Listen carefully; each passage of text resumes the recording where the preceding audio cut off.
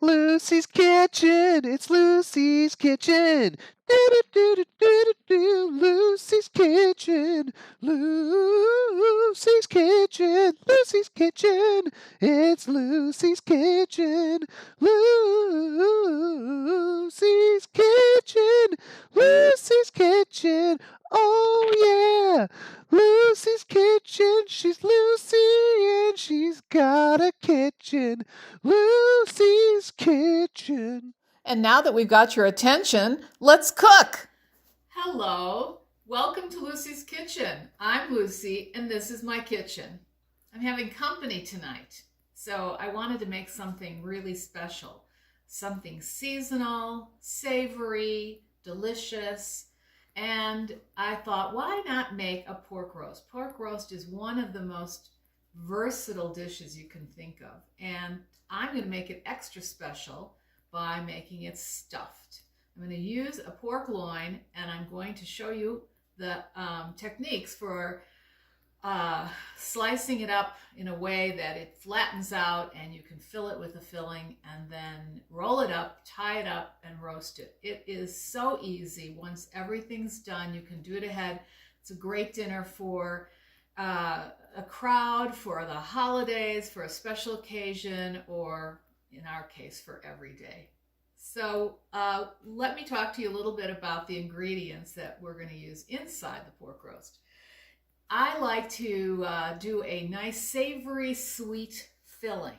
So what I've decided to do is use some onion and garlic, which I chop up and very fine. And I'm gonna saute all of this in a minute and you'll see. But onion, about one onion would be good. What you need is about a cup of onion. 3 or 4 cloves of garlic, enough for about a tablespoon of garlic. I'd say a couple of apples. You want about a cup of chopped apple. And then I love to chop up prunes, which are just moist and delicious and very sweet, and a great counterpart to the savoriness of the onion and garlic, and also maybe the tartness of the apple. I would look for a tart apple, as a matter of fact. This one is tart because it's a local apple. Not sure what the variety is. Granny Smith is a great variety. I would look at a tart apple. You've got this very sweet prunes, and then you have sort of semi-sweet apricots. These are dried apricots from Turkey. And then I'm going to put some fresh herbs in there. I've got this wonderful fresh thyme, and I have this beautiful fresh rosemary. Oh, I love the smell of rosemary. And this is from my garden. You can grow rosemary in the house too, all year round.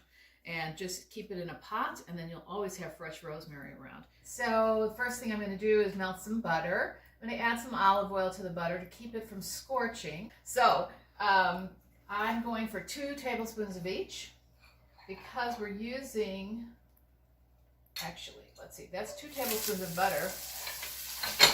And it's about 2 tablespoons of olive oil. I'm going to turn it way down.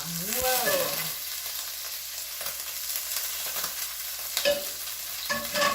I actually like to warm my pan up before I throw the butter and olive oil in there so that the pan is already evenly hot. But I think we went a little too far this time. All right, I'm going to throw my garlic and onions in here.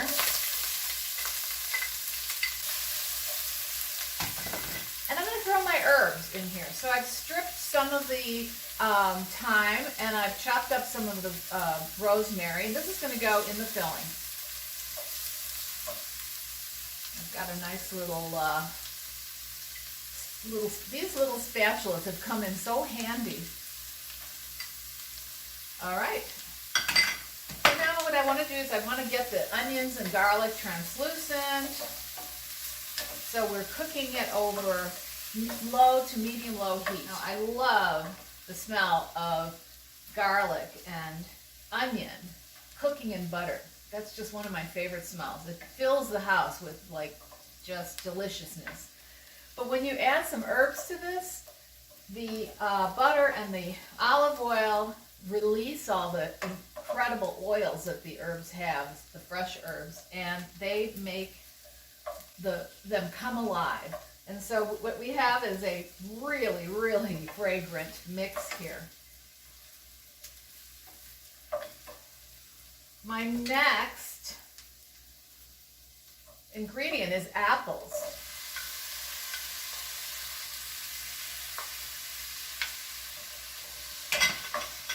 Now, I'd like to tell you a little bit about apples. When you cut them ahead, you don't want them to turn brown, so you put them in a bowl of water and add about a teaspoon of lemon juice. And that keeps them from turning dark.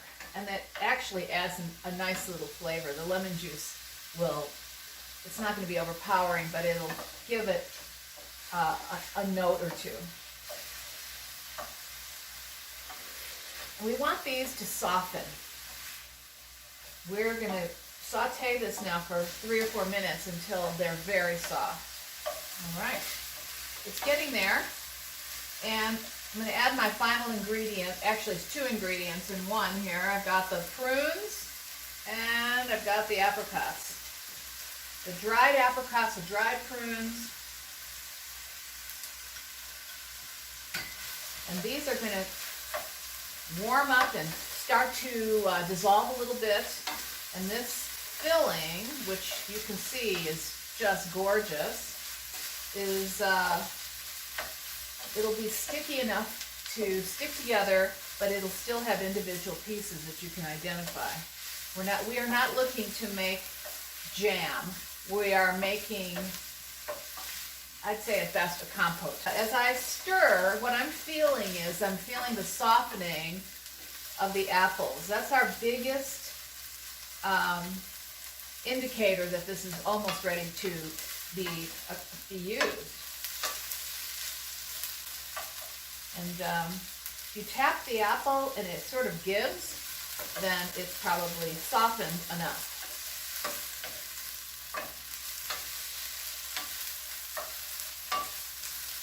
All right, that's done. So now for the fun part. We get to play with the pork. We're going to start by cutting a slit in the side, and I'm going to show you how to slit it all the way through and roll it out so that it's a great big flat thing. And I'm going to show you in a second. First, I'm going to show you the pork. We've got this really nice 4.5 pound pork loin, and it's boneless, of course. And this one has a lovely piece of fat on the outside, which will be nice to have on top. And I'm actually going to slice some of the fat off so that I can put some on this side when I tie it, because there's more than I need on this side. So here we are. I'm going to just go ahead just for a minute and get my boning knife and take some of the fat off. So what I'm going to do here is, you can see that there's a couple of, it's very thick. And so I'm just going to cut a line that's enough to pull off some of it without exposing too much of the pork itself. And I'm doing this, as I said, because pork can be a little dry. Now this pork loin is well marbled, but nonetheless, once we open it up, we want to make sure that after we tie it and roast it, it stays moist. And so this is not that hard to do, and we'll just keep it to the side so we have it available to use when we're tying this thing. So I'm going to just put it right there, and I think that's good enough. All right, now we have to take a look at this, and you look at it and kind of go, well, I want to end up with this edge, and then I'm trying to estimate how thick I want the meat before I fill it with our compote.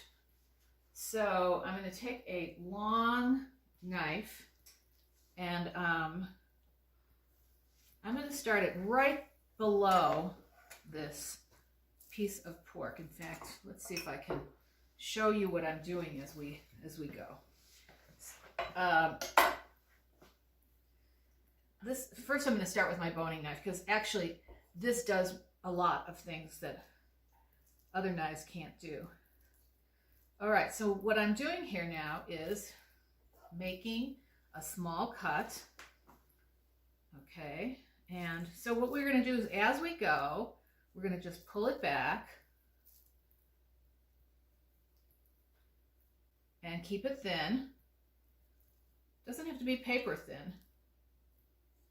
Think of this, because ultimately this is going to be a spiral. So we're cutting with our knife. Okay, now here's where it gets tricky. So like right here, it's pretty thin, but I want to make sure I don't cut through it. So you have to kind of cut down. And okay. So I think one of the easier ways to do this is to start on the end of your non-dominant hand. I happen to be right-handed, so that you can kind of work your way along and keep this fairly even.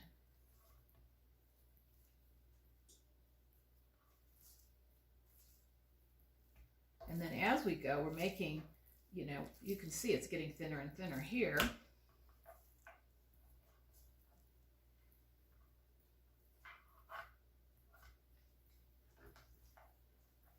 You don't want it too thin, remember that. You can do this on a number of kinds of cuts. You can do it with a pork tenderloin, but it's not going to give you as many ultimate layers. So I'm feeling around. The meat is all about even. We're going to cut some more. And keep opening it up. What if you make a mistake and you do cut through it? It's not the end of the world. The truth is, string can hide a lot. See, I just cut through it because I was talking. We're going to be able to hide that when we roll it up.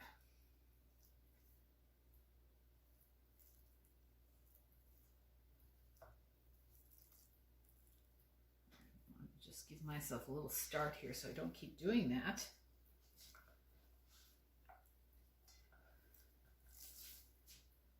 This thing is becoming enormous. Now some of it's thicker and some of it's thinner. This is thicker on this side. It's just right here, not here. But that's okay, because ultimately it's going to cook long enough that all of that will cook evenly. Well, that looks pretty good. So let's feel around. Make sure it's relatively even. This could use just a cut. And let's see. I don't do this very often, but I love to do it. Okay, done. So we're ready to go with the pork. It looks pretty great, actually. And so I've got some salt and pepper here, about a teaspoon of salt and a teaspoon of pepper. And this is going to all go inside. So I'm going to sprinkle it first with this mixture before I even put the stuff inside. The stuff. The good stuff. Okay. What we want to do now is we want to do a really nice even layer of this. And I'm just going to sprinkle it on. And we're going to try to do it evenly by using a spreader or our hands. And you can leave a little bit of a border at the end because we'll need that to start our roll. Okay. It smells like heaven. Now, this doesn't look like much, but it's going to be plenty. And just spread it out as evenly as you can. So now we start to roll it. And you're going to get, okay, so remember we saved a piece of fat, which is all on this side. So we want to roll it so that ends up on the outside. So let's roll you want a tight roll, very tight, as tight as you can go. And you don't want this to be a humongous thing.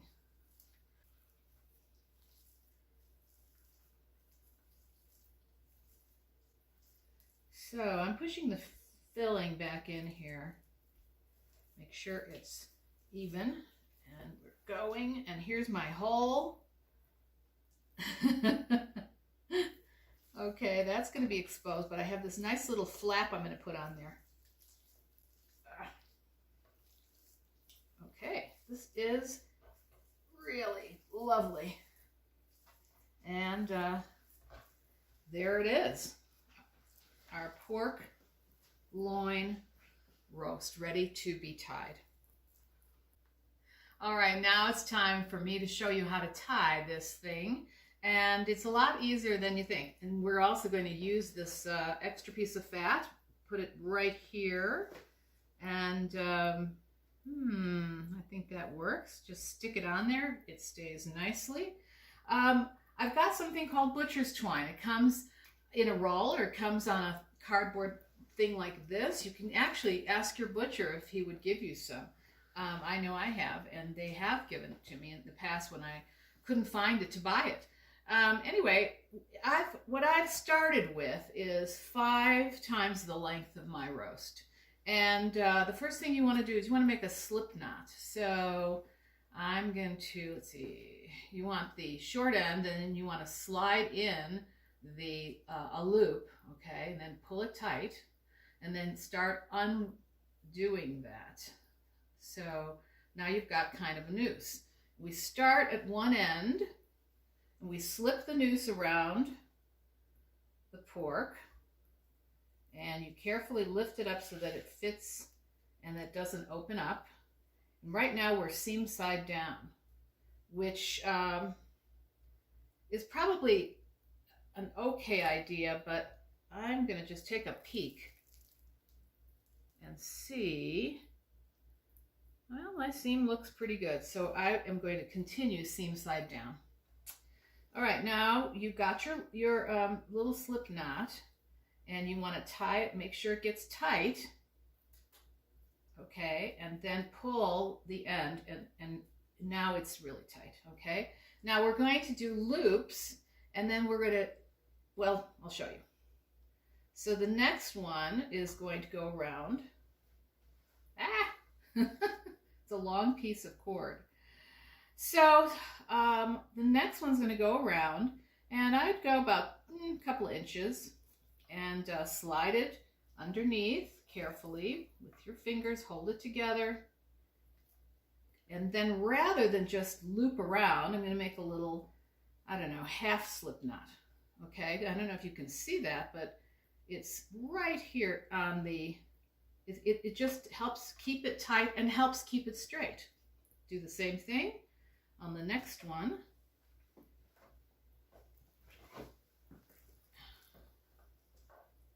And as we do this, we bring it around and pull it tight so that it keeps the filling inside of the roast.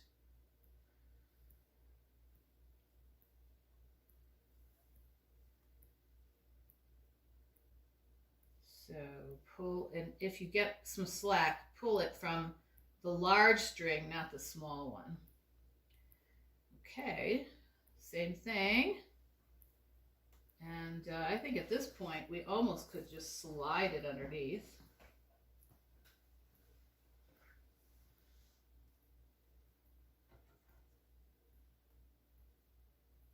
Now, if you cut your string too short, ooh, you're going to have to sit in the corner. But actually, the truth is, if you cut your string too short, it's not a big deal. You just cut another piece of string and tie them together. I don't know if you've ever seen that at the butcher shop, but they do that all the time. Okay, there we go. Pull it over. Now, one thing you might be noticing is that as we do our loops, we're getting a more even shaped roast as well. All right, so now we got this piece of string, and it's just about enough to go through here and tie the, I'm going to turn this so you can see what I'm doing. So you're tying it on each of these loops. Not tying it, but you're looping it on each of these lines. Okay, so there's one. And there's another.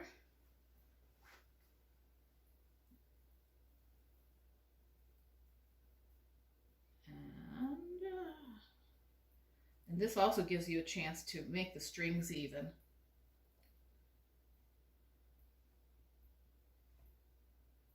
And it helps keep it all nice and neat.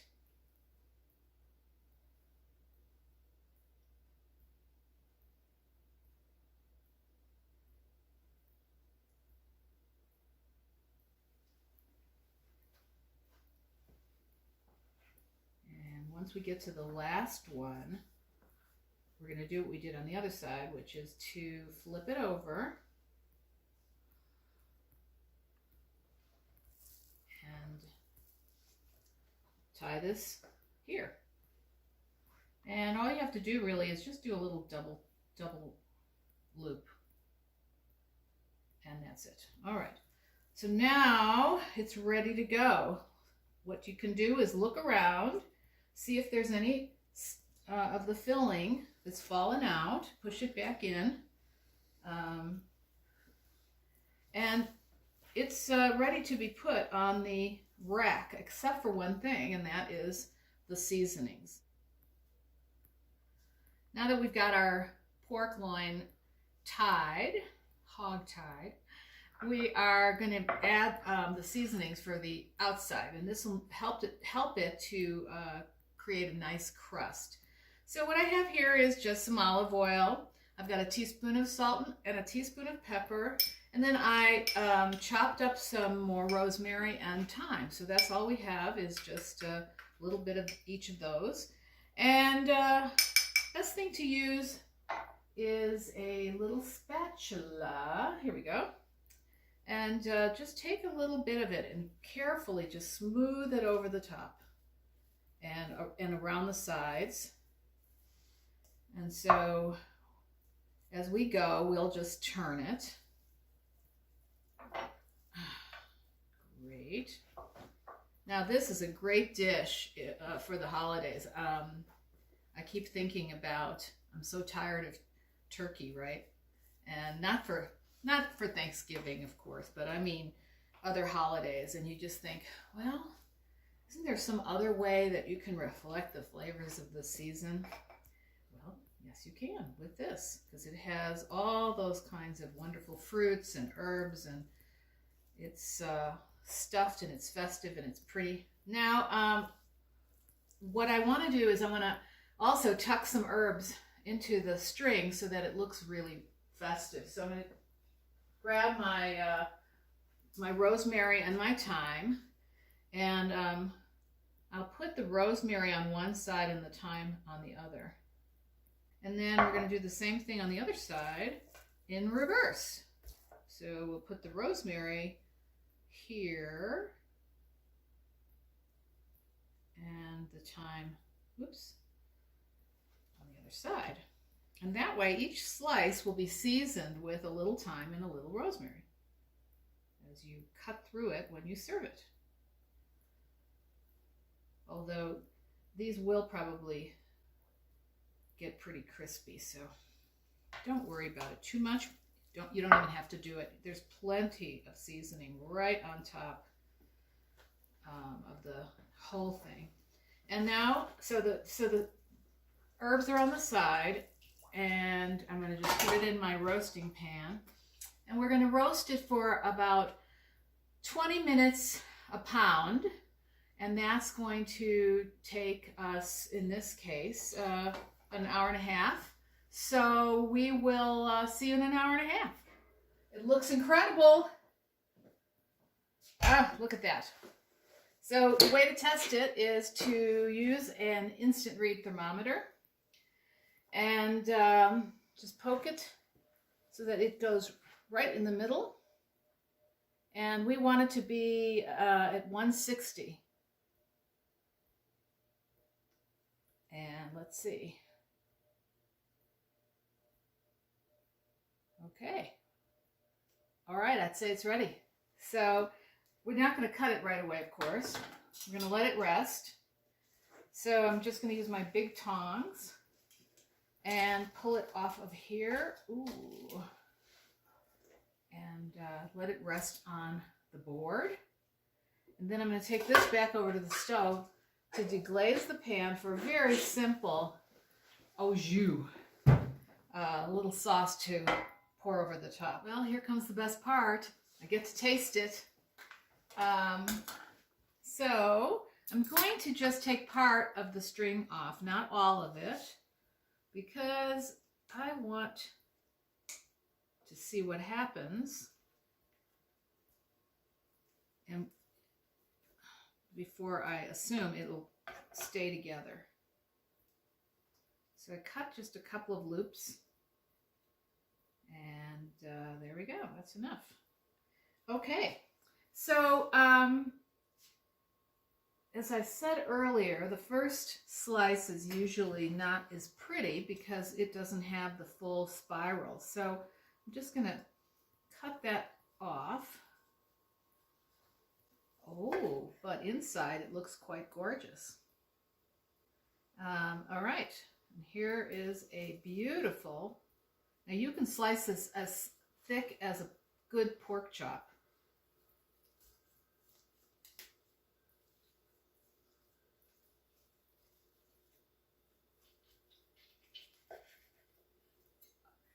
Well, I better bring my plate over.